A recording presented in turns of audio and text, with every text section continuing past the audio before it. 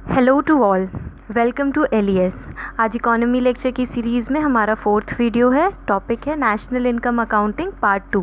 तो अगर आपने इससे पहले के वीडियोस ना देखे हो आप प्लीज़ उनको देख लीजिए, जिससे कि आपको ये लेक्चर समझने में आसानी होगी। Before we start I want to tell कि इकोनॉमी लेक्चर की ये सीरीज़ जो चल रही है this covers almost all exams जिसमें भी जीएस आती है, जैसे कि RBI, NABARD, SEBI, SSC, TET, even PSC की भी जो प्रिपरेशन कर रहे हैं प्री लेवल के 1 डे एग्ज़ाम के लिए, आप इसको ज़रूर से देख सकते हैं। चलिए शुरू करते हैं। सबसे पहला हमारा कॉन्सेप्ट है factors of production. Factors of production को हम समझने के लिए एक छोटा सा एग्जाम्पल लेते हैं। मान लीजिए एक फर्म है, ठीक है, फूड प्रोसेसिंग इंडस्ट्री की एफपीआई हम शुरू करने जा रहे हैं, राइट। ठीक है, तो इसको एक ज़मीन चाहिए होगी, लैंड, क्योंकि ऑब्वियसली कोई भी दुकान होगी या कुछ भी तो ज़मीन तो चाहिए होती है। फिर इसको कुछ लेबर चाहिए होंगे, लेबर हर तरह के होंगे, मतलब कि चाहे एक सीईओ को हमने एम्प्लॉय किया हो, चाहे फिर हमने एक छोटे से वर्कर को जो कि फैक्ट्रीज़ में मशीन्स में काम कर रहा है उसको, तो पूरा एक लेबर हमको चाहिए होगा। कैपिटल चाहिए होगा क्योंकि भाई पैसे के बिना तो काम शुरू नहीं हो सकता, ठीक है। और एक होगा हमारा एंटरप्रेन्योर।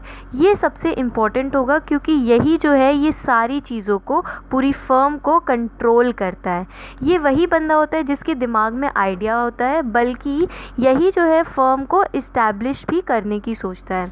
तो अगर हम देखें कि धीरू भाई अंबानी हो गए, भावेश अग्रवाल हो गए, ये सब के सब एंटरप्रेन्योर ही हैं, क्योंकि ये सब अपना अपना गुड्स एंड सर्विसेज का प्रोडक्शन का आइडिया लेकर आते हैं और उसको स्टार्ट करते हैं, ठीक है। तो आगे अब हम देखते हैं कि इनके कंट्रीब्यूशन क्या होते हैं। मतलब कि लैंड पे हमको रेंट दिया जाएगा, मतलब फर्म जो है ये जब लैंड ले रही है तो उस पर किराया देगी, ठीक है।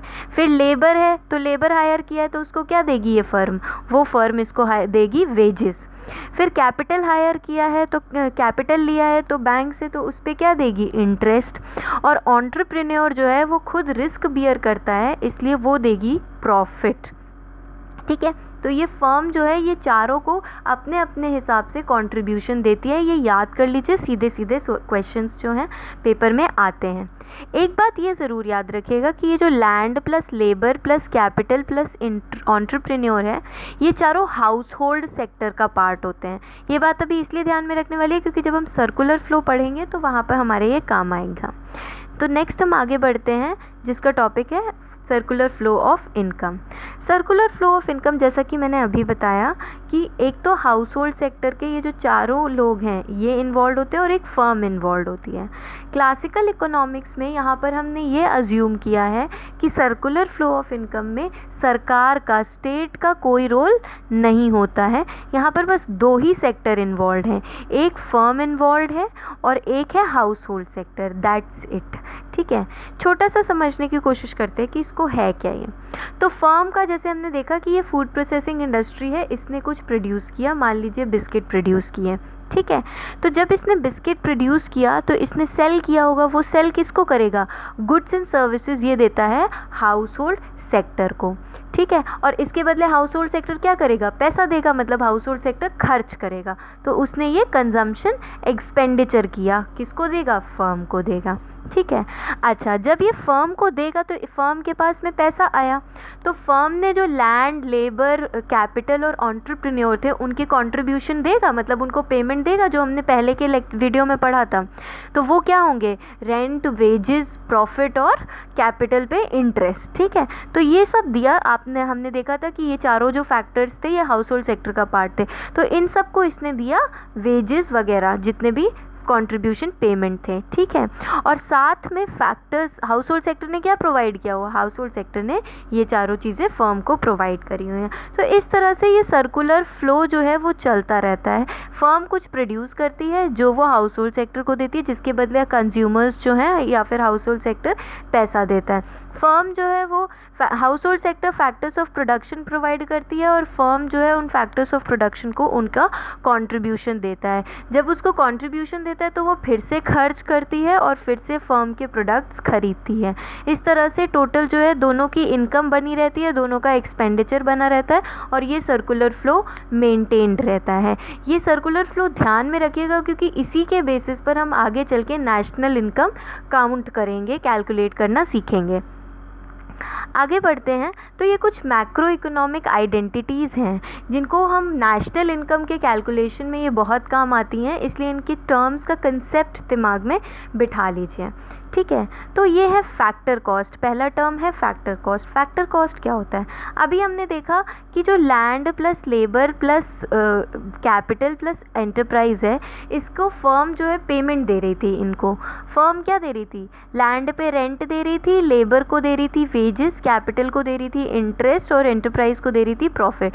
तो ये जो R plus W plus I P है, ये चारों मिला के बनाते हैं फैक्टर कॉस्ट। किसकी?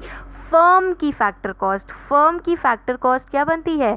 ये जो है ये land rent plus wages, R plus W plus I plus P बनाते हैं फैक्टर कॉस्ट। ठीक है, नेक्स्ट कॉन्सेप्ट है हमारा मार्केट प्राइस। मार्केट प्राइस क्या होता है? बहुत आसान है। आप और मैं एज अ कंज्यूमर जो दुकान से या फिर मार्केट से सामान खरीदते हैं, उसकी जो प्राइस हम देते हैं वो होता है फैक्टर कॉस्ट। तो हमने बिस्किट 10 रुपये का ख़रीदा तो ये क्या हो गई? Market price.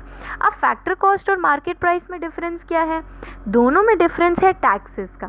टैक्सेस मतलब यहाँ पर आपको पता होगा कि एमआरपी जो है, जो हम एमआरपी होती है मैक्सिमम रिटेल प्राइस, उस पे टैक्सेस उसमें इंक्लूडेड होते हैं। मतलब हम जो है हम फैक्टर कॉस्ट प्लस कुछ टैक्सेस देते हैं, तो वही होती है हमारी एमआरपी। तो क्या होता है ये नेट इनडायरेक्ट टैक्सेस क्या होते हैं, पहले तो ये देख लेते हैं। नेट इनडायरेक्ट टैक्सेस आपको पता है कि गुड्स एंड सर्विसेज जो होते हैं उस पर इनडायरेक्ट टैक्स लगता है ना, क्योंकि वो डेस्टिनेशन बेस्ड टैक्स होते हैं, मतलब अल्टीमेटली उसको कंज्यूमर पे करते हैं, राइट। ठीक है, हो सकता है कि उस पर्टिकुलर प्रोडक्ट पे या फिर किसी भी प्रोडक्ट पे सरकार ने कोई ना कोई सब्सिडी दे रखी हो। क्या दे रखी हो? सब्सिडी।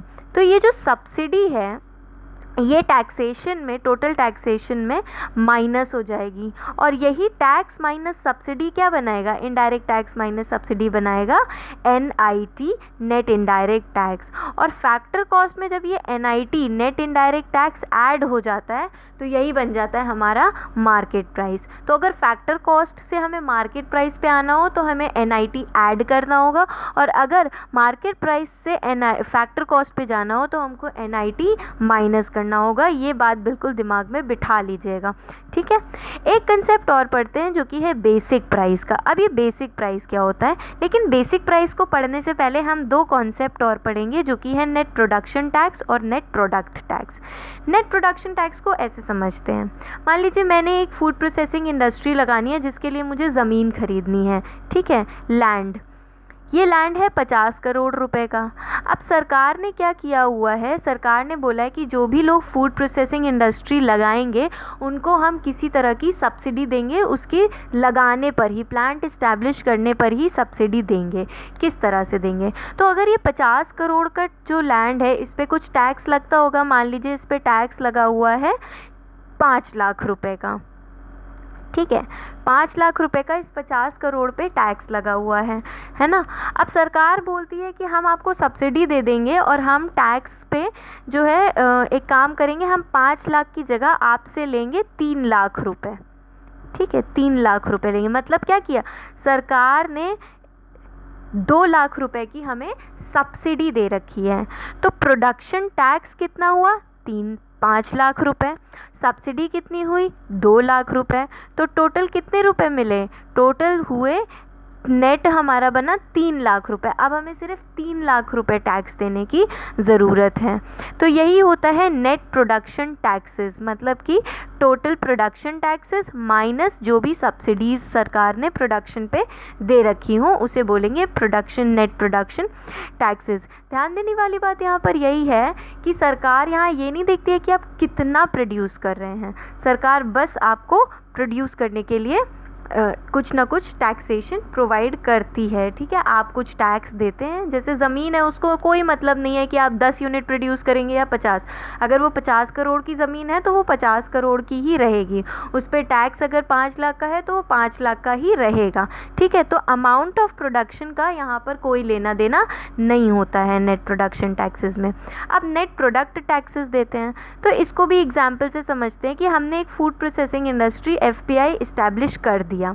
अब हम यहाँ पे 100 यूनिट्स प्रोड्यूस कर रहे हैं हर रोज़, लेकिन सरकार ने अनाउंस कर दिया है कि हमें FPI को एक्सपोर्ट ओरिएंटेड बनाना है। तो इसके लिए सरकार बोलती है सबसे कि अगर आप लोग 150 यूनिट प्रोड्यूस करेंगे, मेरे से कहती है आकर कि अगर आप 150 यूनिट प्रोड्यूस करें तो हम आपको ये जो 50 यूनिट आप एक्स्ट्रा प्रोड्यूस कर रहे हैं इस पे कोई ना कोई सब्सिडी देंगे। अगर आप ये 50 यूनिट्स एक्सपोर्ट करते हैं तो हम आपको हो सकता है कि कुछ एक्सपोर्ट पे जो ड्यूटी लगती है उसका एग्जेम्पशन दे दें। तो यही जो सरकार ने हमको प्रोडक्ट पे जो टैक्सेस लगे, 50 यूनिट जो हमने प्रोड्यूस किए हैं इस पर हम कुछ ना कुछ टैक्सेस तो देते ही होंगे। मान लीजिए हम 100 यूनिट जो प्रोड्यूस कर रहे थे वो हमने 50,000 रुपये के प्रोड्यूस किए, तो ये जो 50 यूनिट्स प्रोड्यूस किए इसके भी कुछ मान लीजिए 20,000 रुपये और लग गए। तो ये जो 70,000 रुपये इस पर कुछ टैक्स लगा होगा, टैक्स मान लीजिए लगा 1,000 रुपये, ठीक है, या 10,000 रुपये मान लेते, 10,000 रुपये टैक्स लगा।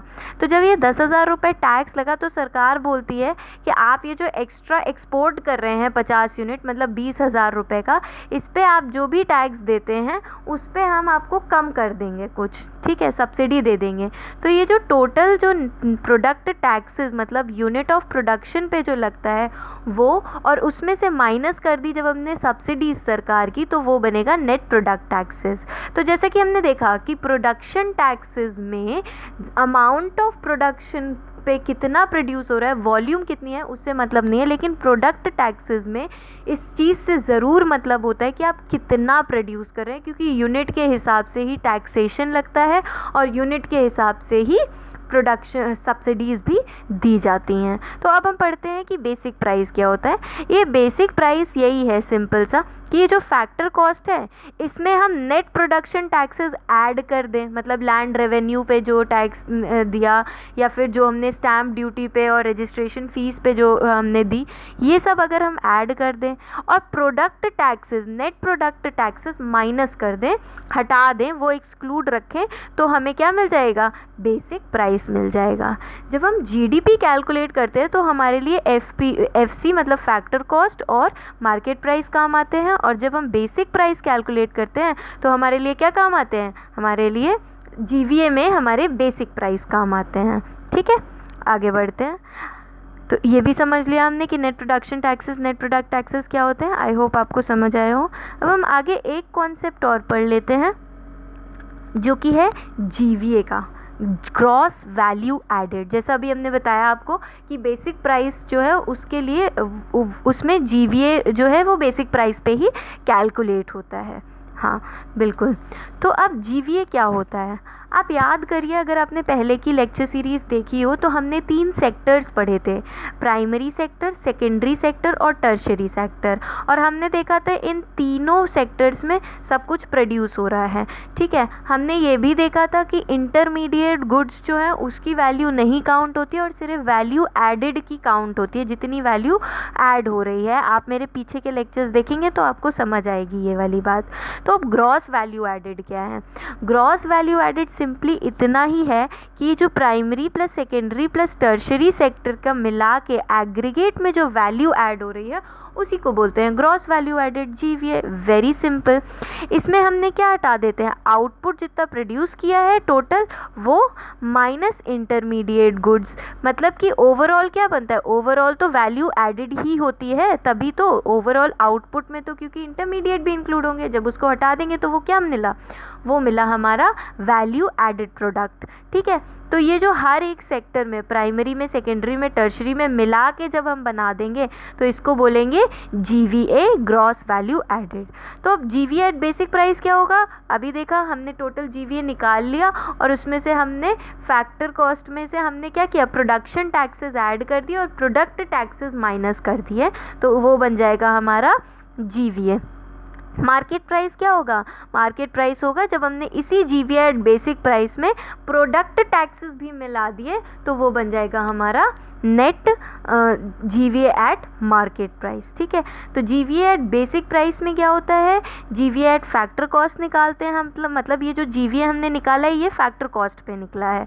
ठीक है, और जब हमने इस जीवीए में नेट प्रोडक्शन टैक्सेस ऐड कर दिए तो क्या बना? GVA eight basic price. और जब हमने जीवीए एट मार्केट प्राइस निकालना है तो इसी बेसिक प्राइस में हमने प्रोडक्ट टैक्सेस और ऐड कर दिए तो वो बन गया हमारा जीवीए एट मार्केट प्राइस। ठीक है, दिस इज़ द कंसेप्ट। आप ये कंसेप्ट को दिमाग में रखिएगा क्योंकि जीवीए बहुत आता है न्यूज़पेपर में। आप करंट अफेयर्स के अगर हमारे ही चैनल के लेक्चर्स देख रहे होंगे तो आपको दिखेगा कि बहुत सारी चीज़ें हैं जो जीवीए के इर्द गिर्द, जीडीपी के इर्द गिर्द घूमती रहती हैं, तो इसलिए आपको समझना बहुत ज़रूरी है कि एग्जैक्टली कॉन्सेप्ट क्या है। अब हम आगे बढ़ते हैं, एक क्वेश्चन देख लेते हैं। तो क्वेश्चन है, vegetables are included in which of the following types of goods. ये हमने पीछे की लेक्चर की सीरीज़ में देखा था लास्ट वीडियो में कि टाइप्स ऑफ गुड्स क्या होते हैं। आप याद करिएगा, capital goods, intermediate goods, consumer durables, perishables, ये सब हमने पढ़ा था। If you haven't watch them please watch them. इसका आंसर मैं आपको बता देती हूँ। तो वेजिटेबल्स हैं, जब आप पिछले का वीडियो पढ़ेंगे तो समझ आ जाएगा। जो वेजिटेबल है इसका आंसर है B, perishable consumer consumption goods. ठीक है, I hope you like the video. If you like it please do like, share and subscribe. Thank you so much.